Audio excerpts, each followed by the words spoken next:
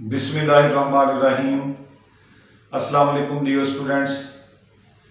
अमीर हुसैन गाजी advocate high court और अल गाजी law academy Shahdara Lahore. आज का जो हमारा टॉपिक है वो सोशियोलॉजी के बारे में है। Sociology LLB part 1 new course के मुताबिक 11 जनवरी 2023 को पंजाब यूनिवर्सिटी ने अपना जो है वो सिलेबस चेंज किया और सोशियोलॉजी का सिलेबस भी चेंज हुआ। पेपर ये 100 मार्क्स का है और आपने इसको जो है वो 3 घंटों में अटेम्प्ट करना होता है। 10 सवाल आएंगे जिसमें से आपने 5 करने होते हैं। तो आज जो हमारा लेक्चर होने जा रहा है इसमें हमने बेसिकली आपको समझाना है कि आप 70 से ज़्यादा नंबर आप कैसे ले सकते हैं। हमारे वो तमाम स्टूडेंट्स के लिए आज का लेक्चर है जो महज अगर पास होना भी चाहते हैं तो ये इंस्ट्रक्शंस अगर वो फॉलो कर लेंगे तो पास होना उनके लिए इंतहाई आसान हो जाएगा। और इसके साथ साथ अगर वो चाहते हैं कि उनके 70+ मार्क्स आए तो आज जो तरीका हम उनको बताएंगे इस तरीके को उन्हें फॉलो करना पड़ेगा। अगर आप इस तरीके को फॉलो करते हैं तो इंशाअल्लाह अज़ीज़ आपके बहुत अच्छे मार्क्स आएंगे सोशियोलॉजी में। इसके साथ साथ हम अपने हर लेक्चर के अंदर ये अनाउंसमेंट करते हैं कि अल गाजी लॉ अकेडमी शाहदरा में जो हमारी एकेडमी है तो हमारे पास जो है वो न्यू सिलेबस के मुताबिक तमाम नोट्स मौजूद हैं। हम न्यू सिलेबस के मुताबिक अपना नोट्स जो है वो तरतीब दे चुके हैं और अनकरीब हम जो है वो सोशियोलॉजी LLB पार्ट 1 की जो बुक है वो लॉन्च करेंगे। हमारे जो नोट्स हैं उनकी सबसे अच्छी खसूसियत ये है या किताब की अच्छी खसूसियत ये होगी कि हम जो भी बात करेंगे वो रेलेवेंट होगी, यानी कहीं ना कहीं से हमने उसका रेफरेंस लिखा हुआ होता है। तो ये रेफरेंस देना जो है वो बहुत ज़बरदस्त बात होती है। तो आज हमने थोड़ा सा आपको वो प्रोसीजर बताना है जिससे आप अपने 70 से ज़्यादा मार्क्स जो है वो आसानी से ले सकते हैं और अगर पास होना है तो वो तो बहुत ही आसान हो जाएगा। हमारा व्हाट्सएप नंबर नोट कर लीजिएगा अगर आपको किसी भी किस्म की कोई रहनुमाई चाहिए, नोट्स चाहिए, 0300 4260 669। तो सबसे पहले हम चलते हैं कि formula for securing 70+ marks in sociology LLB part 1। Dear students, सबसे पहले जो चीज आपके लिए जरूरी है नंबर 1, इसको नोट करते जाइएगा। So number 1, understand your question. आप जो क्वेश्चन अटेम्प्ट करने जा रहे हैं उसको पहले अंडरस्टैंड करें, देखें, समझें, उसको बार बार पढ़ें। उस अंडरस्टैंडिंग का मतलब हम क्या ले रहे हैं? अंडरस्टैंडिंग से हम ये मतलब ले रहे हैं कि सबसे पहले आपने अपने एग्जामिनर के लिए, पेपर चेकर के लिए आसानी पैदा करनी होती है। एक बेहतरीन तरीका है कि आप अपने जो पेपर चेकर है उसके लिए आसानी पैदा करें। तो उसकी आसानी के लिए जरूरी है कि जो क्वेश्चन आपको दिया जाएगा ना, जो आप अटेम्प्ट करने जा रहे हैं, उस क्वेश्चन को अपनी आंसर शीट के ऊपर लिख लिया करें। क्वेश्चन नंबर भी लिखा करें और आगे क्वेश्चन भी लिख दिया करें ताकि आपका जो एग्जामिनर है, जो आपका पेपर चेकर है, उसको प्रॉब्लम ना हो। तो ये नंबर 1 इंस्ट्रक्शन है, अंडरस्टैंड योर क्वेश्चन। हेडिंग यही है, उसके अंदर मैं कुछ चीजें आपको बता रहा हूं। तो मैंने बताया है write down your question and question number on your answer sheet. ये इंतहाई जरूरी है। यहां पे एहतियात ये करनी है कि ये मार्कर से लिखा जाए, इंतहाई खूबसूरत लिखा जाए, स्पेलिंग मिस्टेक नहीं होनी चाहिए, कटिंग नहीं होनी चाहिए, ओवर राइटिंग इसमें नहीं होनी चाहिए, क्योंकि ये आपके पेपर का फेस है। जो चीज मार्कर से लिखी जाती है वो आपके पेपर का फेस होती है और एग्जामिनर या पेपर चेकर उसकी तरफ अट्रैक्शन रखता है, अट्रैक्शन होती है। तो यहाँ पे अगर कटिंग आ गई, यहाँ पे अगर स्पेलिंग मिस्टेक आ गई, लिखने का अंदाज ठीक ना हुआ तो फिर ये बैड इंप्रेशन देता है, बेशक आपका मटेरियल जैसा भी हो। तो दूसरी बात इसके अंदर अंडरस्टैंड योर क्वेश्चन में दूसरी बात, what are the different parts of your question. अगर सोशियोलॉजी का पेपर आप देखें तो सोशियोलॉजी के पेपर को हिस्सों में तकसीम किया होता है। मसलन और हिस्सों के अंदर जो है वो नंबर भी तकसीम होते हैं, पार्ट्स में बना होता है एंड डिवीजन ऑफ मार्क्स होती है। ये चीज जो है वो हमारा स्टूडेंट इसको अंडरस्टैंड नहीं कर पाता, या उसको बताया नहीं जाता, या वो समझना नहीं चाहता। तो क्वेश्चन के लिए जरूरी है कि पहले उसको आपने समझ लिया, लिख लिया, और उसके बाद जो है ये जरूरी होता है कि आप उसकी डिवीजन ऑफ मार्क्स को देखें, पार्ट्स देखें कितने हैं। मैं एक सवाल आपके सामने रखता हूं जो 2022 के अंदर जो है वो पूछा गया, वो था जी what is culture and what are the elements of culture, discuss in detail. यानी कल्चर क्या है और कल्चर के एलिमेंट क्या है। यहां पर ये स्टूडेंट्स दो हिस्सों में आपका सवाल तकसीम है, टू पार्ट्स हैं। One part is the what is culture and other part is the and the second part is the elements of the culture. तो ये दो हिस्सों में हो गए। यहां पे 10-10 नंबर है, व्हाट इज कल्चर के भी 10 नंबर रखे उन्होंने और एलिमेंट्स ऑफ कल्चर के भी 10 नंबर रखे। अमूमन हमारा स्टूडेंट्स क्या करता है, देखने में यही आ रहा है कि ये जो लफ्ज है ना व्हाट इज कल्चर, यहां पे वो बहुत ज्यादा मिस्टेक कर जाता है। 10 नंबर हैं और यहां पे वो इसकी डेफिनेशन ही लिखता है ज्यादा से ज्यादा, और बाकी सारा जो है वो फोकस उसका एलिमेंट्स की तरफ चला जाता है, हालांकि वो भी 10 नंबर का सवाल होता है। तो यहां पे आपने सवाल को अपने को बैलेंस में रखना होता है। तो मैं यहां पे आपको एक चीज अंडरस्टैंड करवा दूं कि ये जो लफ्ज होता है ना व्हाट इज कल्चर या व्हाट इज सोशियोलॉजी या what is divisions, what is stratification, इस तरह की जो चीजें होती है ना और उनके 10-10 नंबर हों, तो फिर याद रखिएगा कि आपने उनकी डेफिनेशन भी लिखनी है, आपने मीनिंग भी लिखना है और आपने एसेंशियल एलिमेंट्स भी लिखने होते हैं। ये 3 लिखेंगे तो आपके 10 नंबर जो हैं वो आपको 8-9 आने के इंतहाई ज्यादा चांसेस होते हैं। अगर आप बात ऐसा होता है कि डिफाइन कल्चर, सिर्फ यही होता है डिफाइन कल्चर और 5 नंबर दिए जाते हैं, तो यहां पे भी एहतियात की जरूरत है। यहां पे अगर 5 नंबर दिए हैं तो सिर्फ डेफिनेशन और मीनिंग के ऊपर फोकस रखना है, यहां पे एसेंशियल नहीं लिखने होते। तो 10 नंबर और 5 नंबर डेफिनेशन और व्हाट इज में फर्क समझा करें। यही सबसे बड़ी आपकी प्रॉब्लम है। आपका मटेरियल भी ठीक होता है लेकिन आपको नंबर अच्छे क्यों नहीं आ रहे होते, ये वजह होती है। सो ये मैंने आपको बड़े अच्छे तरीके से समझा दिया कि पहले अंडरस्टैंड किया करें, क्वेश्चन को लिखें, पार्ट्स देखें कितने हैं, डिवीजन ऑफ मार्क्स देखें कितनी है, और फिर उसको जो है वो अपने जो है वो आंसर शीट के ऊपर लिख लिया करें।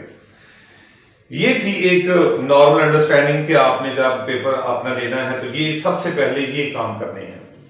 उसके बाद दूसरा काम जो अहम तरीन है, आपने अपना सवाल लिख लिया। सवाल लिखने के बाद आपने अपना आंसर तैयार कर लिया, ठीक है जी। उसके लिए भी हमने एक बड़ी जबरदस्त जो है वो अप्रोच रखी है। अपने सवाल का जो जवाब आप लिखेंगे उसकी सबसे पहले आउटलाइन तैयार किया करें। एक इंतहाई अच्छी और खूबसूरत जो है वो आउटलाइन तैयार किया करें। हम जो है वो अलगाजी लॉ अकेडमी, वो जो नोट्स हमने तैयार किए हैं उसमें हमने इस हवाले से बड़ी मेहनत की हुई है। ये हमारे पास एक यूनिवर्सिटी शीट है, अगर इस तरह की शीट आपको मिलती है तो इसको ऐसे फोल्ड कर लिया जाए, ठीक है। एक साइड से यहां से भी फोल्ड हो गया और यहां से भी फोल्ड हो गया, या आप इसको जो है वो इसके बॉर्डर मार्कर लगा सकते हैं, निशान लगा मार्कर के यहाँ पे लाइनें लगा सकते हैं खूबसूरती के लिए।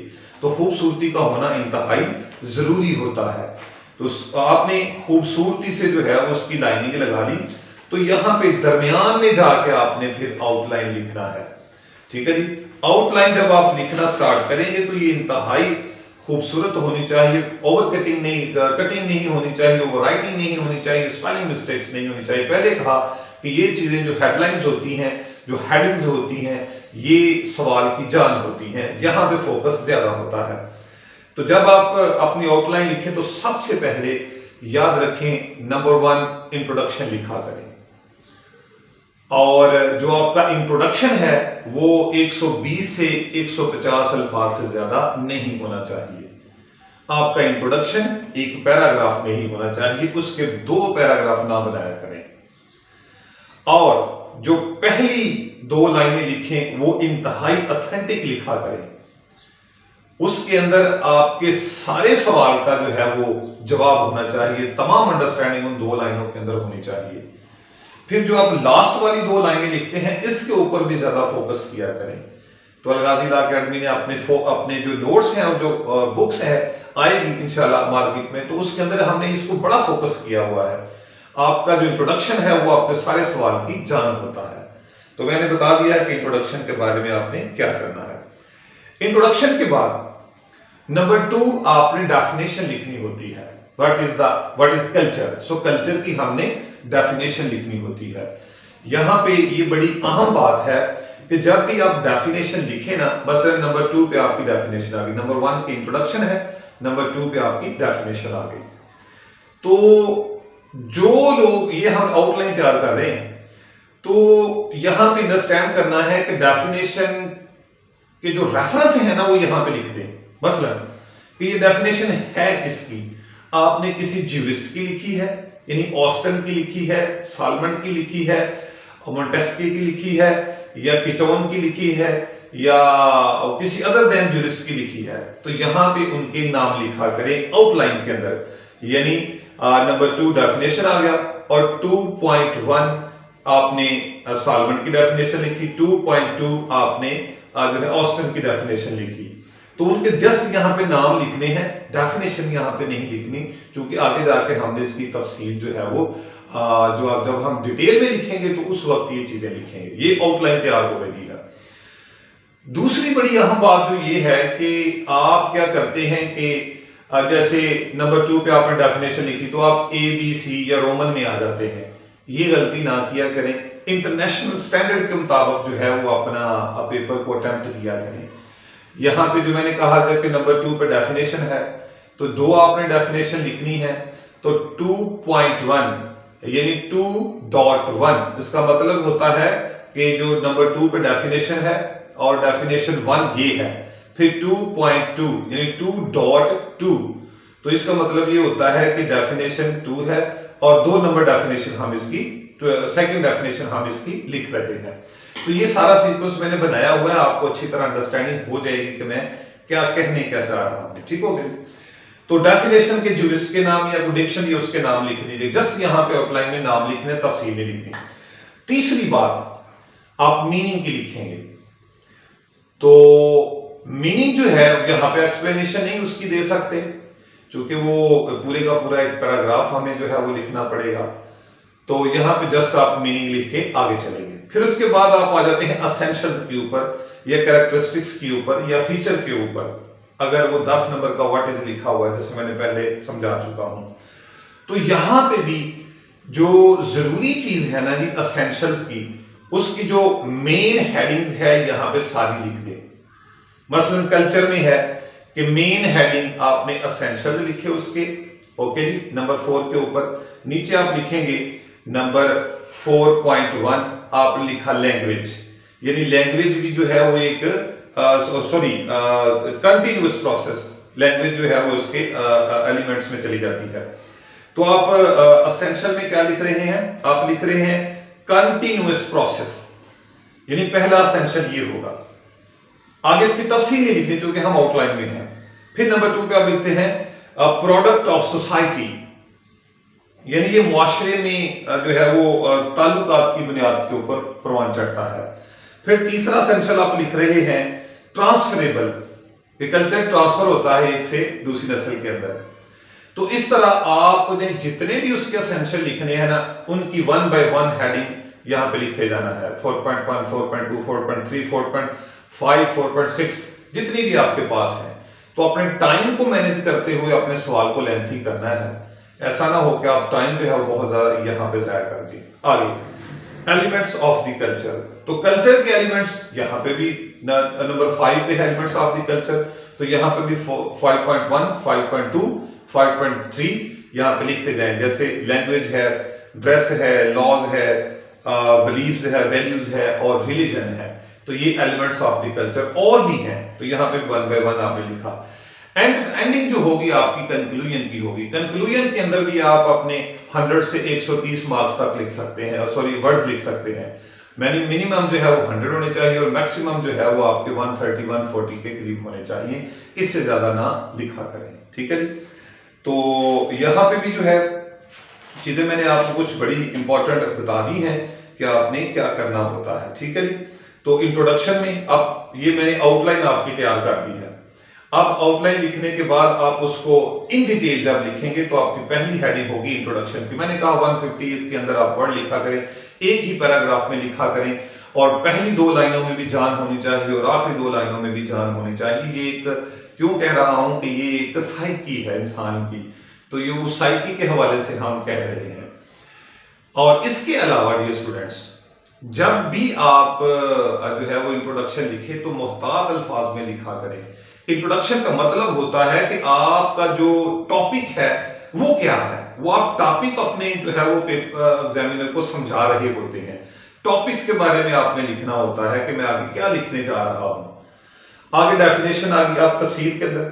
सो डेफिनेशन में भी आप लिखेंगे 2.1 उसमें आ जाएगा, फर्ज करें कि आप सॉल्वेंट की लिख रहे हैं, ऑस्टन की लिख रहे हैं, किसी भी ज्यूरिस्ट की लिख रहे हैं, तो फिर उसको बड़े खूबसूरत अंदाज में दरमियान में लिखा करें और उन्हीं वर्डिंग में लिखा करें जिन्हीं वर्डिंग में उन्होंने लिखी हुई है। उसके अंदर अपनी कोई एडिशन या सब्सट्रैक्शन ना किया करें, उसको मिनिमाइज करने की कोशिश ना किया करें, जो है वही लिखा करें। कमी बेशी काबिल कबूल नहीं होती। कम से कम जो है वो 2 डेफिनेशन जरूर लिखनी चाहिए कम से कम, और उनकी लिखनी चाहिए जिनका उस सब्जेक्ट के अंदर बड़ा नाम है। बस सोशियोलॉजी के अंदर जिनका बड़ा नाम है ज्यूरिस्ट का, तो उनकी डेफिनेशन लिखनी चाहिए। लेटेस्ट जो ज्यूरिस्ट हैं उनकी डेफिनेशन लिखनी चाहिए, लेटेस्ट व्यू देने चाहिए।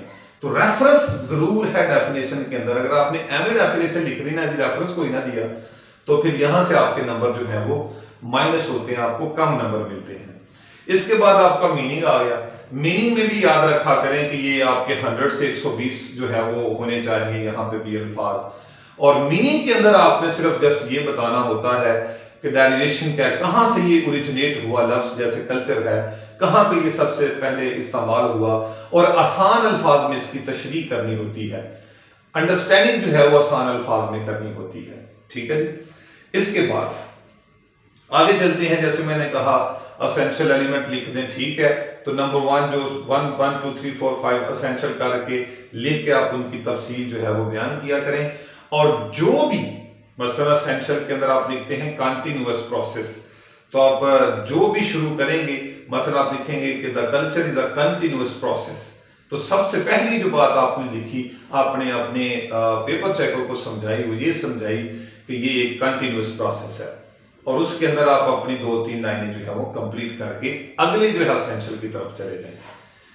तो इस तरह आप अपने एसेंशियल कंप्लीट कर लेंगे। फिर इस तरह आपके एलिमेंट्स आ जाएंगे, उनको भी 1 बाय 1 जो है वो आप उनको एक्सप्लेन करेंगे।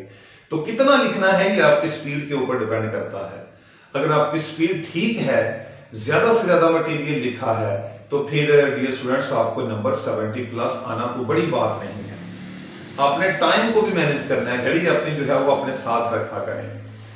तो ये जो बता दिया। फिर इसके बाद सबसे अहम तरीन बात जो हमने अपने नोट्स के अंदर रखी या हमने अपनी बुक के अंदर रखी, वो एक तो हमने कोट्स यानी सेइंग्स, मशहूर जो ज्यूरिस्ट्स हैं और जो मशहूर रेफरेंसेस हैं, वो हमने अपनी बुक के अंदर ऐड किए।